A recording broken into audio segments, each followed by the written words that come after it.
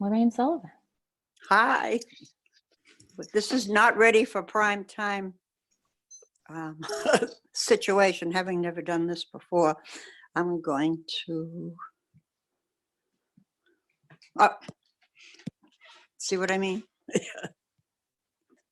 Okay. All right. This is Phil leaving my studio. I'm going to start with a tour of my studio. And I set this up 17 years ago when I retired. This was the front living room of our old Victorian house. And we had it as a living room for years. And then when we retired, I wanted a studio now that I had time to work. So I took this space and Phil took the upstairs, Jesse's old bedroom. So I'm going to give you a tour here. And I'll start left to right. Storage for me is very tricky because my work is three-dimensional and a lot of it has to hang on the wall. So this is my door to get into the studio. This is the studio. I'm going to be sorry about the light, but we were hoping for a cloudy day. I'm starting with my computer, and I've got a printer, a good printer and a yucky printer.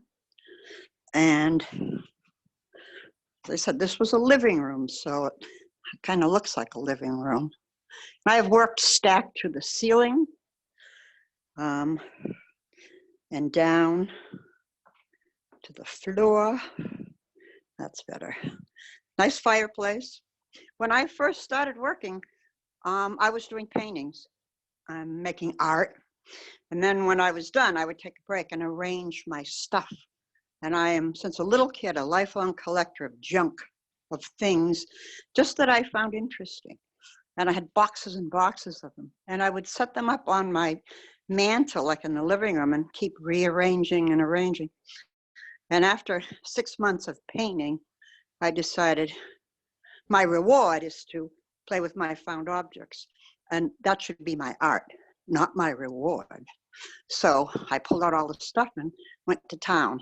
And it grows. People give me things. There's some things here you'll recognize, maybe. A lot of muffler parts and metal things and sheet metal and up here. I don't know if any of you do this. I write notes to myself all the time.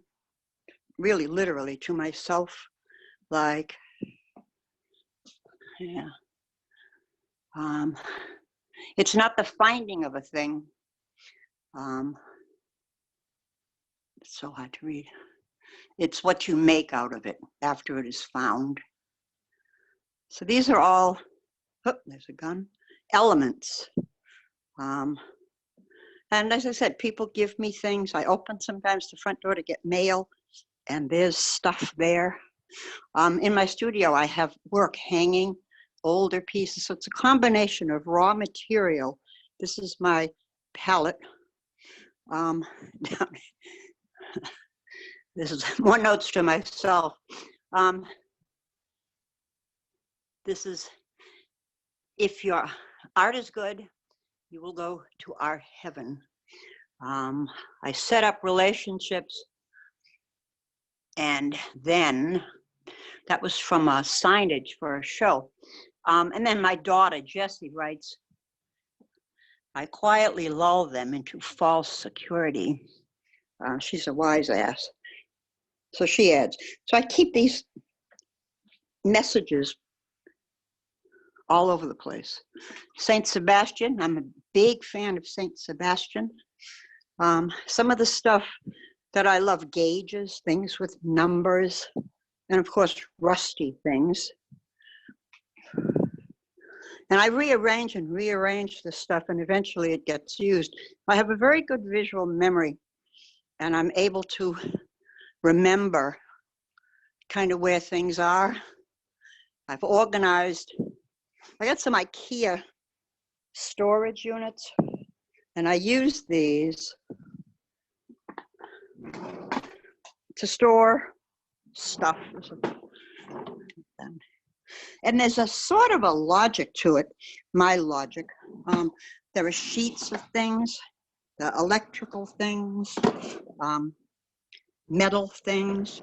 I need to leave as much out as I can, because as I'm working on a piece and I need something that's long and skinny, I try to keep them in order by shape. This is an older piece. So there's work that's finished, work in progress. I think everybody in their studios finds stuff and hangs it up when I don't even know why we do it, because it's interesting. Tons and tons and tons of stuff everywhere. I didn't clean just because you're coming, I swear. Okay. Oh, over here is mostly, this is my table, and it's an average size table. And some people are amazed that I'm able to make the stuff I do just using this space. This piece I'll talk about in a couple of minutes. It's my most current piece. I'm working on it now. But this is where I keep tools and supplies that I use a lot. Painting that work that I'm doing now is gouache on metal, and weird stuff's happening with it I'll talk about. But this is where, you know, the things you want to keep handy based on the piece that you're working on. But I do have stuff in bins, and I tuck it in every single corner and crevice I can find. I recently was given the opportunity to clean out an artist studio who was moving, and she gave me all her metal things, and they're wonderful. I do try to keep some sense of order so I can find stuff. So a lot of this stuff is materials. Let's see, we're going around the corner. If you have any questions about what something is or whatever, I'll make a note of it, and we're going to do questions and answers, and I can tell you what it is. I do have a TV in the studio. I am guilty of watching TV. I have a collection of old typewriters, a stack of them. This is from Phil's sister's church. She rings the bells up in the belfry of the church. And this was hidden up there. We think it was probably something that was used at Christmas time. It's a beautiful star. And over here I have a lot of small things. It's hard to see. Again, I do things by size, store things by size. And more storage. When I work on a piece, I started on the floor, and I left this one out. This is all loose. It's a piece based on a poem by my good friend Kim Treatman, and it's about the sky falling in, and it seems very appropriate. I'm very influenced by what's going on in the world when I work, and all my work is based on a narrative, and the sky certainly is falling. This is so the pieces are loose, and I can move them around, and you know, this goes with this, or this goes with this goes with this. And then when I get it almost set, that's when my real trouble begins, because I have to engineer a way to hang it and put all these objects together. This is some of my favorite junk and stuff. When I say to the ceiling, it literally goes up to the ceiling.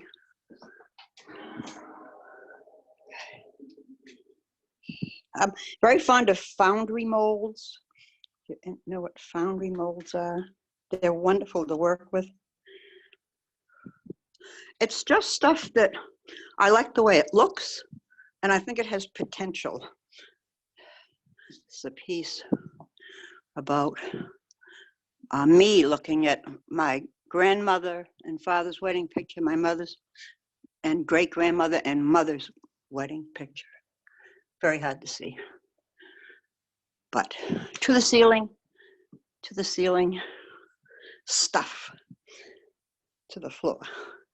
A piece I worked on recently, I gotta speed up. A piece I worked on recently was for a show in Attleboro about surface design. And I've always loved wingtip shoes. So I took these two wooden molds, okay, and let the surface like run wild around the piece. I cut it and stained it. So, something that strikes me funny too is very often a piece that could be 2 or 3 years old becomes relevant in a whole new way because history marches on. This is a piece, 3 marionettes I made out of vintage lace and linen. And the piece is called Hear No Evil, See No Evil, Speak No Evil. And I think it's relevant today. Up over its shoulder is a piece there, the mouth, that's called Fox News.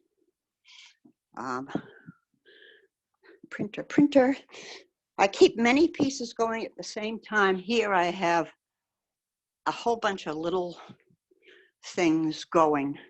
Sometimes I'll put something together like that with the green hands, just because it's hysterical. And Phil wonders, he's sitting in the living room and I'm working in here and I start laughing because it's just funny. Like this is a rat trap, very old rat trap. Okay. Are there any, oh, this piece, I mean, just a couple minutes. This piece I'm working on now is a rusted muffler.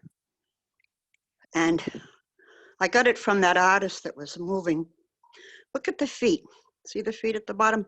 That's how it happened. A truck drove over it and more slowly. Okay. The piece, this is, it struck me as a person with a dress on, a woman, and do it this way. And her hand is in her pocket. This is exactly how this muffler was found on the road. And I've had it now for about 6 months. And I just thought about what we're going through and the environment and just anger and hate and all of that. And I wanted to make a piece that transitioned from ugly to beautiful or hate to love. And so I started this piece painting with gouache. It's not finished. It's going to sort of fade off to the left. But that's what can happen with an old muffler. Okay. I should turn this around. Great. Here I am. Okay. So I just unmuted myself real quick, Lorraine. So anybody, because there are almost 50 people here, we are not going to unmute everyone all at the same time. So if you do have questions, please make sure to enter them into the chat field. And Lorraine can also see that and answer your questions that way. Yeah. So it looks like one of the, beyond the technical questions, which we're not going to answer, it looks like one of the questions, how do you do the face transfers? Trace fan? Face transfers, is that, I don't know what that means. let's see. Let's see if I can find okay. Pamela and she Bill can. is guessing and I think he's probably right. If I can I find think. I'm going to unmute Pamela real quickly. Pamela Chiasson? Yeah, the dolls, the 3 dolls that are hanging on. That's an iron-on transfer. Oh, it's iron on the fabric? Yeah. Oh, okay. Simple. Yeah. Nice. Cool. Wonderful. Okay. Let's see.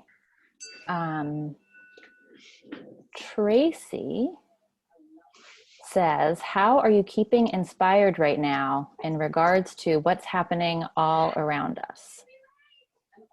I do work. It takes my mind off it. That's good. I love to cook, and I've been cooking a lot, and that's bad. We're all finding something. I walk, but I get lost when I'm working. I love process, and I like pieces that take a long, long time. So this is like this piece that I'm doing now with the muffler. Just I can sit there and put on my headphones, and I'm gone. I'm like someplace else. Takes me away. Doesn't solve anything, but it's like watching a movie, I guess. Yeah. All right, I'm going to unmute Deborah Milligan, who had, oh no, yes. Deborah Milligan. I don't know if she had a question or not, but if you have a question, Deborah Milligan, now's your chance. Hi, Lorraine. Hi. Wonderful, wonderful to see your work and Thank you you. in it. I just had a question about the muffler. Did you prime it before you put the gouache on? No, see, that's an interesting thing. Almost everything I do, I never did before, and usually don't do again. So it's an experiment. And I have never painted on rust. And first day I worked on it, and I went to bed, and I came down the next morning, and all the colors had changed because the paint is gouache, it's water-based, and it got sucked into the rust. And I was disappointed because I had other colors in mind. So I painted over it again, and it rusted again, but a little less. And a lot of places on this have like 4 coats of paint. But it's kind of like the material's got a voice here, and it's incorporating the color, if that makes any sense. If I had primed it, like with a clear matte medium, I think it would have been too flat. So I'm letting it go into the metal the way it would. And parts of this are more rusty and coarse surface than other parts. So I feel like I'm in a partnership with the material. And the muffler is still alive and speaking to me. And it's a crazy way. I said all my work has a narrative. And this is an ongoing thing. Great. It looks like we have a question from Margaret Sheldon. I'm going to unmute you, Margaret. Oh, gosh. My question was just about, with all the materials that you surrounded yourself with, how do you kind of keep track of your ideas?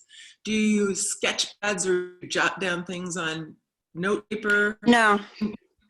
It more off. I'm interrupting you, but I think I'm Okay. all right. Yeah. I guess like it starts with an idea. Sometimes it starts by one piece ends up next to another, and I look at that and I go, "Oh my God, that looks like a telephone. Where could I go with that?" So sometimes it's just the happenstance of one item is, next to the other. And then it grows. And as I said, I put it on the floor because gravity is my enemy. And it's very easy to arrange things on the floor, and they look beautiful. But sometimes I can't make it that way because of weight of a piece, or, it's tricky. I figure I have to change my artist hat to a engineer's hat. But I'm looking at that piece that's on the floor about Kim's poem, and that's in progress. Some of them are just visual jokes to me, and then they become something. If you're not familiar with my work, find a classic. Well, yeah, Phil's pointing to my boobs. I don't mean mine, I mean the piece. Okay. This is called Lift and Separate. And those are 2 nylons filled with sand mixed with Elmer's glue. It's kind of what I mean about, I want something to look a certain way, and then I figure it out. And then I never work with that material again. It's like I'll probably never paint on rust again. So let's turn on the light. Ooh, I say we probably have time for one Yeah, more I'll do. question for Okay. Lorraine before we move to Phil's studio. Okay. Keep talking, Lorraine. Let me do, this piece is called The Other Side Sucks. And this grew out of culturally how we've become such a hateful, we hate the people that belong to another political party. We hate people that are another color. We hate people that are another race. And it's got a big target on it. This is a big piece. It's in my hall here. This one, going into the dining room. This piece, start close, is just a bunch of crazy things, including a bird's nest. This piece is called Sorry, and this is a relatively recent piece. It's big, tall, and I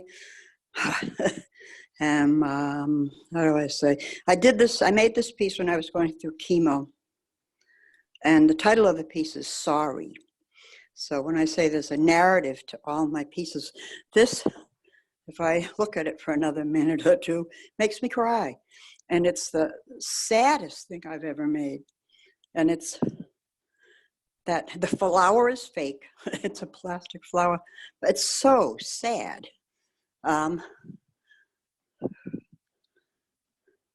Makes great shadows. Okay, we're gonna switch to Philip. This is Philip. He's gonna take over from here. I hope I can do justice to what I'm going to show you. These are just photographs in the hallway as we go upstairs, even years and years ago in Turkey. That's a part of a series I'm working on. As we go upstairs, there are things hanging everywhere. That's the piece that's my lead-in on my website. Marvelous Matisse show years ago in New York. Lorraine's a painter too. It's my mother and father. And her brother, a little piece called Frankie. So Jessie went off to college, and like that Staples ad, I got her room. And it's bedroom size, which limits the size of what I work. The big one there is as large as I've ever done in here. And I have to work 30 by 40 like these because they will fit in the car. If it's bigger than 30, 40, I can't move it around. So on the walls are just some recent, some older, some old favorites. I love that one. We've got both of us have some wonderful photographs. This is from the Carnival in Venice. So here we are. You'll notice that these are not still life, real imagery. I work very abstractly. It dawned on me as I matured age-wise.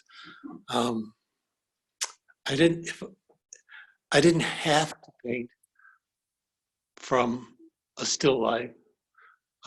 I like to play with color. I like to arrange new forms and new shapes, and that's what I do. So I'm sometimes thinking I don't have the meaty, heavy subject matter that Lorraine does, and the story. Mine's color arrangements and the compositions that I come up with, and they're very much landscapey, seascapey things. That 8 Visions poster was from a show in Attleboro that was probably my most exciting exhibition I was ever involved with.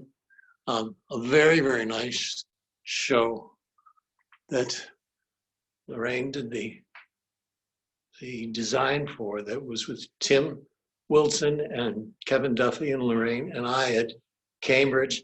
Back when University Place let you use both walls in that long corridor, Kevin's sculpture was all along that line, that window wall, and it was lovely.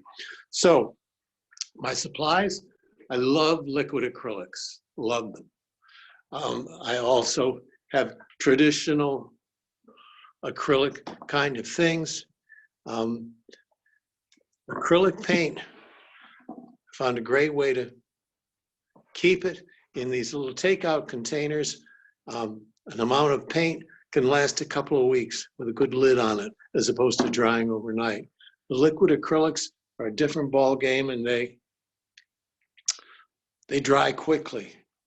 I found at some point, before that, references. Afro Basaldella was an Italian abstractionist who I absolutely adore. I love Diebenkorn. I love Fairfield Porter. And this book, Inside the Painter's Studio, it was published in 2009, so it's 10 years old, but it's interviews with artists, some of whom you've heard of, some you may never have heard of, that were very, very helpful. And the big help for me was this one woman who used Bondo scrapers, which was a hardware store item. They're just scrapers, which when I found them, I went, oh my God, I love these. So I use them a lot. I use this kind of a scraper sometimes to get textured surfaces. Use a toothbrush sometimes. I use sponges a lot. I'll do some small studies, not in preparation for a painting, but just because it's nice to work small sometimes. And it's paper that's, taped down onto a board. And I work it often, but mainly what I use my garbage bin for, I find very, very, often working flat with a liquid is better than having me work vertically, because when it's vertical, it drips. Some people like very much the whole idea of drips. I don't. So I will start with a ready canvas from Dick Blick. Other supplier, those racks come from Home Depot.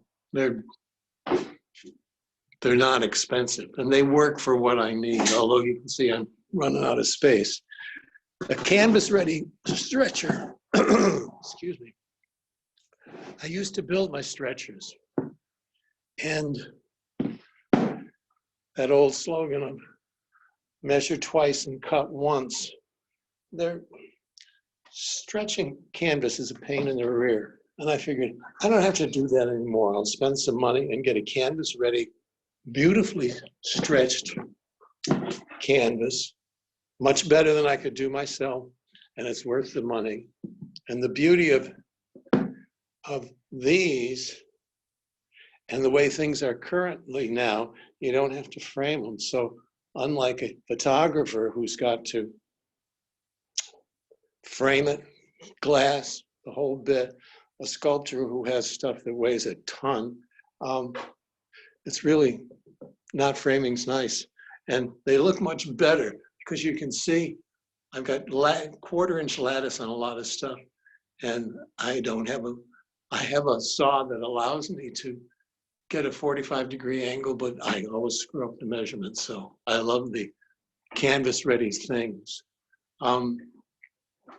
With the paint, I'll start with probably a yellow, a color straight from the tube, which I normally don't do, but it's just quick and easy, and I'll get some basic color there.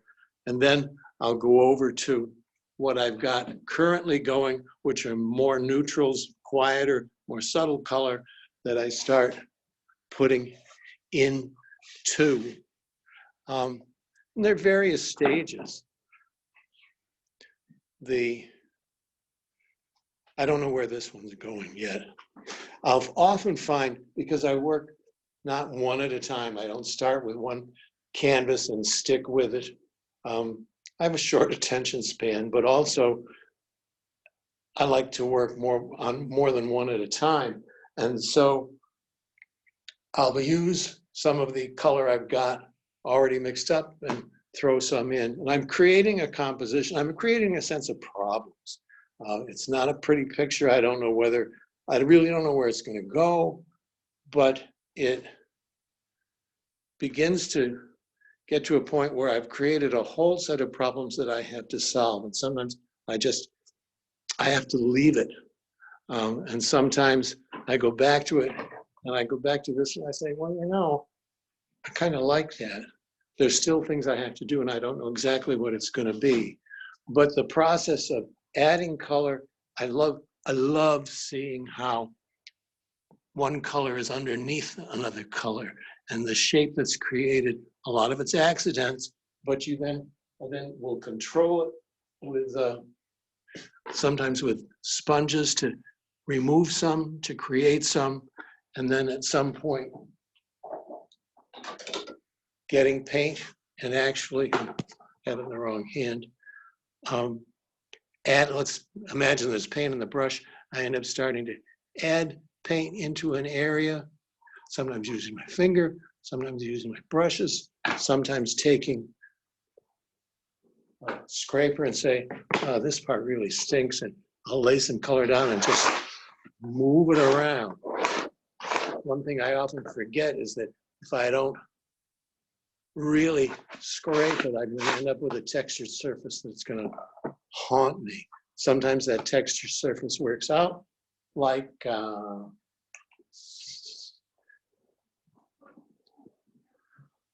this little number over here, which is very, very textured. Right. That timer is ringing, is telling me it's time to shut up.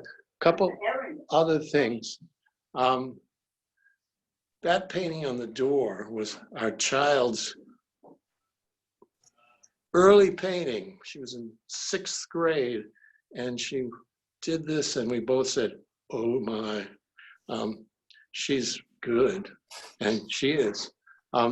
The end result of a lot of this stuff comes to like the one I'm pointing at. That one's still not quite there. This was one of the latest ones, which I really like. It's very, very busy, much less busier than this one, which is the last thing I've done, and I'm in love with it. The last one I do is often the one I really like the most. So maybe it's time for some questions. Okay, right? so our first question is going to be from Deborah Baskin. Deborah, I'm going to unmute you and you can go ahead and ask. Hi, Phil. Hi. Hi. So my question is, when you're sitting down with a blank canvas, what's your first intuition or impulse in the color palette you're going to go with? Oh, somehow you're muted, Phil. Hold on. There you go. Okay. Yep. Often it depends on what's available or what catches my eye. The liquid acrylics run out fast. And so I like to start with something light because I can lay over it and some of that lightness will peek through. So it's more or less what's available. Like when I'm sorry, it's on me. Yeah, I got it. The takeout containers may be reds and yellows today. So I'll use that. Tomorrow, the next day, they may be more greens or blues. It's a random choice. Okay? Yes. Okay, and then we have Tracy had a question about, well, I'll let Tracy ask her question. Hi, Phil. Hi, Tracy. Love your work. You may have already answered this question. I was just wondering what you're working on right now. Well, these two, excuse me a second, I gotta move. these are,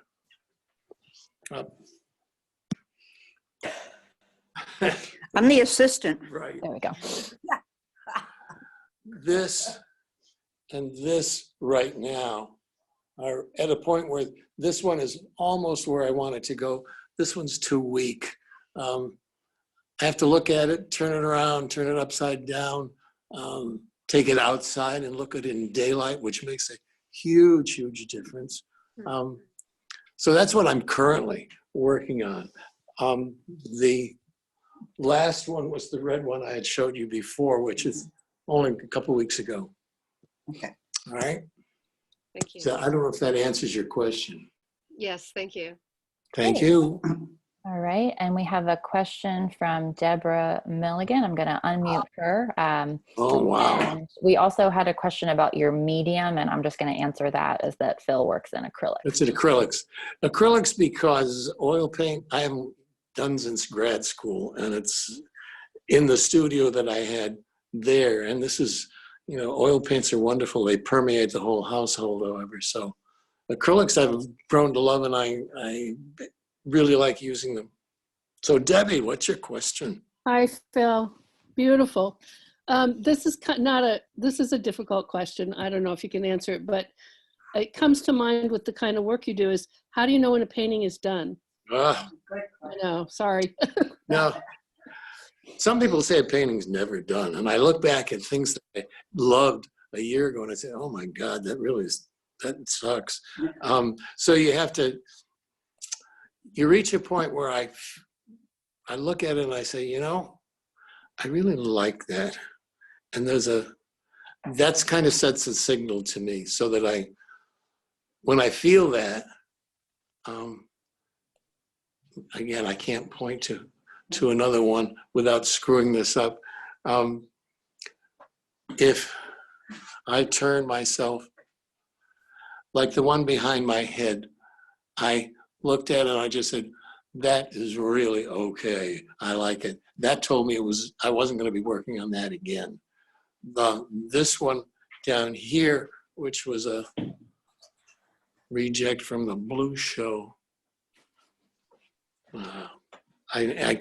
Anyway, I look at it, I can see I would have rejected it too. It's not there. So it's just a gut feeling more than anything else. Or if Lorraine walks by and doesn't say anything, that's also a signal that I have a problem. So does that help? I think she muted herself, but I assume that answered the question. Okay. We do have time. Any technical questions I can answer afterwards, but we do have time for one or two more questions if anybody wants to type into the chat box. And we do have information on Phil and Lorraine's websites in the chat, and they're also on the event page. I can follow up with you if you're interested in learning more about their work or also potentially purchasing. You would contact them directly about that. Okay, it looks like we have a question from Deborah Jane, or maybe just a statement, but I'm going to unmute you, Deborah, and you can go ahead. Oh, thank you, Erin. I didn't have a question, but I was just saying that the last painting that you've worked on, Phil, the yellow and purple one, it just worked really great compositionally, and the colors are very nice. And so I think you have a great sense of when a painting is finished. It may not be quite finished, but it looks really close to me. Well, thank you. Thank you. Thank you. Great. All right. Any other questions from anybody? I can also, if it's easier, I'm going to do a brave thing and briefly unmute everyone. But before I do that, I will let you know that our next studio visit is on Thursday at 12:30 with Judith Prager. Same kind of setup. We can join each other virtually. I'm really encouraged by the response that we had to this first event, and we look forward to continuing to do this throughout our socially distanced time. Hers, Debbie's is unfortunately in a lovely New Hampshire hideaway. A beautiful, beautiful studio. Poor Poor Judith. All right, so I'm gonna unmute. I hope she everyone. looks better. I hope she looks better on video than I do on this. You look great, Phil. I don't think so. Erin, can So I give you one last image you could end this with? Yes, that would be great. It seems No. fitting. And if everybody wants to say thank you to Phil and Lorraine, now is your chance to do so. Sorry, it Thank doesn't you work so for me. much. Great job. Very Not talking and interesting. eating at the same time. Thank you. It's not the, it's not, Okay. it doesn't Thank you work. for It did not sharing. work for me, so I'm not doing it. Beautiful. Erin, thanks for planning this too. You're Yes. welcome. Erin, thank you so Yes, much. Great idea. I have a question. What? Yeah. No, I said they were saying thank you. Great. So we're going to wrap this up. The recording will be available on our website within the next couple of days. So if you want to see this again or share it with anyone, you can certainly do that. And until then, thanks so much for joining us today. And thank you to Phil and Lorraine for sharing their beautiful studios in their beautiful home. Thank you. Thank you. Good afternoon. Erin, how are you doing?